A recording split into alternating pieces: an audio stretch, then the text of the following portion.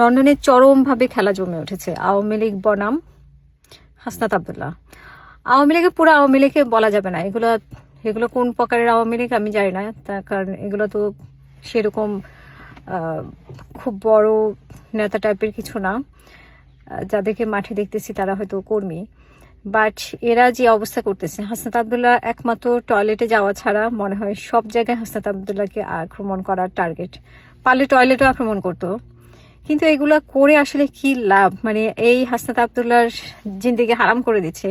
সে কোথাও যাইতে পারতেছে না, কোথাও দাঁড়াইতে পারতেছে না, আর এদের কোনো কাজকর্ম নাই। আমি বুঝি না, লন্ডনে যারা দেশের বাইরে থাকে তারা এত কাজ থাকে, আমরা তো কাজের বাইরে কোনো কিছু চিন্তাই করতে পারি না। ঘরে কাজ, বাইরে কাজ, তারপরে নিজেদের আরো অনেক কাজ থাকে, তো তাদের কোনো কাজ নাই। তারা ছুটি টুটি নিয়ে একমাত্র হাসনাত আবদুল্লাহ তাদের এখন এই প্রজেক্টে নামছে।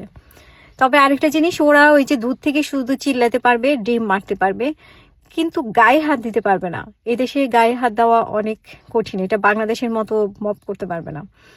সো হাসনাত আবদুল্লাহ যেভাবে কালকে হলে ঢুকেছে, খুব পাহারার মধ্যে দিয়ে পুলিশ ছিল, সিকিউরিটি ছিল, পেছনের দরজা দিয়ে খুব দৌড়ে একটা, মানে বোঝা যাচ্ছে যে ভয়ে। এবং গোপালগঞ্জ থেকে আমরা দেখেছিলাম যে এরকম মানে যেটা ইয়েতে ট্যাঙ্কারে ঢুকেছিল আর্মিদের, ঠিক সেভাবে একটা দৌড় দিয়ে হলের ভিতর ঢুকলো। আমার মনে হয় না এত আতঙ্কের কিছু আছে, কারণ ওরা তো গায়ে হাত দিতে পারবে না, ওরা জাস্ট চিল্লাচিল্লি করবে, ডিম মারতে পারবে। তো এত সিকিউরিটি কালকে দেখলাম, মানে সিকিউরিটিতে ভরা ছিল, পুলিশ ছিল সেখানে অনেক। তো এগুলো হয়তো ইনফর্ম করা হয়েছে তাদেরকে। আমার মনে হয় যে এত আতঙ্কের কিছু নাই, এটা তো আর বাংলাদেশ না যে মব করবে, এটা লন্ডন। এখানে ওরা 2-4টা দেখলাম যে অ্যারেস্ট হয়েছে এরকম চিকার পাকার বা অনিয়মের জন্য, কিন্তু অ্যারেস্ট হওয়া কিন্তু খুবই খারাপ। এখানে একটা রেকর্ড থেকে যায় পুলিশের খাতায়।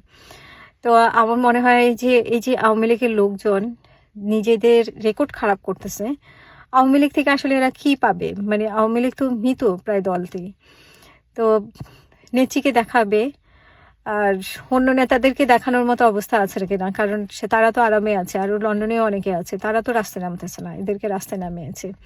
তো এরা আসলে কি অর্জন করতেছে আমি ঠিক বুঝতে পারতেছি না। যে হাসনাত আবদুল্লাহর পিছনে চিল্লায় এই যে গত 3-4 দিন ধরে যে চিল্লায় তার জীবন হারাম করার চেষ্টা করতেছে, নিজেরা কি অর্জন করেছে? কোনো কিছু অর্জন দেখি না, শুধু চিল্লাইতেছে, আজবাজে গালি দিতেছে, এগুলোই তো। আর মানে মনে হয় একটা ডিম মারতে পেরেছে, এছাড়া তো আর কিছু দেখে না। তো যারা ফার্স্ট ওয়ার্ল্ড কান্ট্রিতে থাকে আমরা মনে করি যে তারা বুঝতে পারে বাস্তবতা, কিন্তু এদেরকে দেখে মনে হচ্ছে যে এরা আসলে কোনো বাস্তবতার মধ্যে নাই। ওই যে বাংলাদেশে যেই তৃণমূল রাজনীতি বা যে এরকম বাংলাদেশের প্রেক্ষাপটে যে রাজনীতি, সেই রাজনীতি তারা এখানে করতেছে। ওই যে ঝটিকা মিছিল বের করে করে, তো বাংলাদেশেও এতটা রিস্ক নিয়ে করতেছে না, কিন্তু এখানে রিস্কটা বেশি, বাংলাদেশ থেকেও এখানে রিস্কটা বেশি। কেন যে এরকম করতেছে, মানে অবশেষে অর্জনটা কি তাদের? মানে কি অর্জন? একটা না হয় ডিমে মারলো হাসনাত আবদুল্লাহকে, এটা নিয়ে ফেসবুকে মানে হয়তো মানে ব্যাপক প্রচার করবে, এছাড়া তো কোনো অর্জন আমি আসলে দেখি না। তো আমার মনে এটা হচ্ছে যে মানে ছাগলের 3 নাম্বার বাচ্চাদের মতো লাফাইতেছে এরা, লাফাক। আর এটা হচ্ছে মানে বিদেশি কমিউনিটিতে একটা প্রভাব। অবশ্যই এখানে যারা যেখানে যেখানে করতেছে, এখানে বিদেশি তেমন নাই, বাঙালি এলাকায় করতেছে। তো বিদেশি কমিউনিটি নিয়ে আমাদের অত টেনশনেরও কিছু নেই, কারণ সব আমাদের বাংলাদেশের মানে রাজনীতির ক্ষেত্রে এগুলো বেশি হয়। অন্য ক্ষেত্রে যে হয় না অন্যদের দেশের, তা কিন্তু না, হয়, কিন্তু আমাদের দেশে একটু শৃঙ্খলা ছাড়া করে আর কি, অন্য দেশে এতটা একটু শৃঙ্খলা বজায় রেখে করে, এটাই পার্থক্য।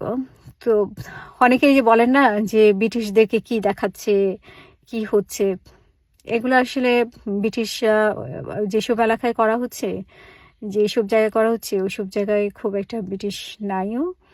আর তারা এগুলাতে বদারও না কে কী করলো, কিন্তু এই যে চলাচলে একটু সমস্যা হয়। বাট কয়েকজনকে অ্যারেস্ট করেছে, এটা খুব খারাপ। মানে তাদের চিন্তা করা উচিত, ভাই আপনারা যে দলের জন্য এভাবে গ্রেফতার হচ্ছেন, আর এটা তো আপনার সারা জীবনের জন্য রেকর্ড থেকে যাবে পুলিশের, এবং আপনার তো লন্ডনে থাকতে হবে, একটা ভালো রেকর্ড নিয়ে থাকা ভালো। তা আমার মনে হয় যে যারাই এরকম ডেমনস্ট্রেশন করেন তাদের এগুলো চিন্তা করা উচিত আগে থেকে। আচ্ছা, অনলাইনে ঢুকে কিছু ভিডিও দেখতেছি যে বা আমিনের পক্ষে ওনারা বলতেছে জামাতের বট বাহিনী ওনাকে যত সমালোচনা করতেছে, ওনাকে নিয়ে আলোচনা করতেছে, ওনাকে নিয়ে সোশ্যাল মিডিয়াতে ঝড় তুলতেছে। কিন্তু ভাই আপনারা যে বলতেছেন উনি মানে ইংলিশেই সবচেয়ে ভালো বলতে পারেন, বাংলা ভালো বলতে পারেন না, এটা কী ধরনের কথা ভাই? সারা জীবন 30 বছর, 35 বছর, 50 বছর বাইরে থেকেও, দেশের বাইরে থেকেও মানুষ মানে সুন্দর বাংলা কথা বলতে পারে, এটা কোনো বিষয় না, ঠিক আছে?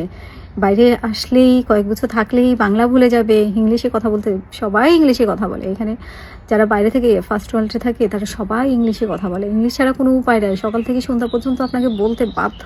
আর আপনি যখন সারাক্ষণ বলবেন তখন আসলে আপনার এমনিতেই ইংলিশ চলে আসে, সেটা কোনো বিষয় না। কিন্তু বিষয় হচ্ছে উনি ইংলিশে স্মার্ট গিরি দেখাতে চেয়েছেন, আর উনি যেভাবে মিক্সড করেছেন, যে লাইনগুলো উনি মিক্সড করেছেন, এটা খুবই দৃষ্টিকটুভাবে উনি মিক্স করেছেন, এখানেই হচ্ছে সমস্যা।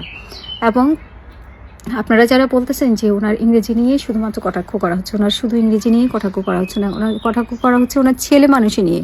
উনি সেখানে ছেলে মানুষের মতো কথা বলছেন, মানে উনি তো একজন প্রাপ্তবয়স্ক, একজন সংসদ সদস্য, ওনার সে পরিমাণ ব্যক্তিত্ব থাকতে হবে, কিন্তু সেখানে বিন্দুমাত্র ওনার ব্যক্তিত্বের পরিচয় পাওয়া যায়নি। একটা বাচ্চা মেয়ের মতো উনি আচরণ করছিলেন, যে আচরণটা খুবই দৃষ্টিকটু লেগেছে, এবং ওনার ড্রেস আরও দৃষ্টিকটু লেগেছে। তো সব মিলিয়ে ওনার সমালোচনা করা হয়েছে। তো যারা এখন ওনার পক্ষে ভিডিও বানিয়ে দিচ্ছেন তারা ভাই আগে দেখুন, তারপরে ভিডিও বানান। আর অযথা বট বাহিনী তো অবশ্যই কিছু কিছু অতিরিক্ত করছে বা করে, সেটা ঠিক আছে, কিন্তু যে বাহিনীর উচিত যে ওনার নিজের আচার আচরণ একটু পরিবর্তন করা। উনি কোনো ছোট বাচ্চা মেয়ে না যে উনি একটা বায়না ধরবে, এরকম করবে। মানে বডি ল্যাঙ্গুয়েজ একটা ব্যাপার আছে, একটা মানে একটা পদের, উনি একটা এমপি, জনপ্রতিনিধি, সংসদে কথা বলছে, সেভাবে ওনার ব্যক্তিত্বকে প্রদর্শন করতে হবে, ওনার ড্রেস আপের মধ্যে সেরকম থাকতে হবে। উনি কি ঘরে দাঁড়িয়ে একটা প্রেজেন্টেশন করছিলেন? ওনার ড্রেস আপ দেখে মনে হচ্ছিল যে উনি ঘরে দাঁড়িয়ে একটা প্রেজেন্টেশন করতেছেন, ঠিক আছে? তো এইটুকু যদি মানে নিজের মধ্যে না থাকে, এটুকু বুদ্ধিজ্ঞান, তাহলে উনি আসলে জনপ্রতিনিধি হওয়ার যোগ্যই তো, এখানেই তো ওনার অযোগ্যতা প্রমাণ করে। আজ আমাদের প্রিয় নেতা মাননীয় প্রধানমন্ত্রী জনাব তারেক রহমানের সহধর্মিনীর জন্মদিন, সে দোয়া খেয়েছিল আপনার বাইতুর রহমান জামে মসজিদে, আসরের নামাজ ওখানে এসে বললাম। ওখানে নামাজ পড়ার পরে ফোন পাইলাম যে দুইজন পিডি এসে বসে আছেন নগর ভবনে, তাদের নগর ভবনে আসেন। এদিকে আরেকটা মিটিং ছিল মোহাম্মদিন হাসপাতালে, সেখানকার আমাদের সদস্য বাসায় বলে ভাই আমার রাস্তা আপনি যান, আমি ওখানে যাই। ওখানে কথা বলতে বলতে সন্ধ্যের আজান হয়ে যাচ্ছে, বাসায় বললে তুমি ওখানে থাকো, আমি আসতেছি। ওখানে দুজনে থাকে, নামাজ শেষ করার পরে বের হয়ে গেলাম শহর বিএনপি অফিসে। শহর বিএনপি অফিসে ওখানে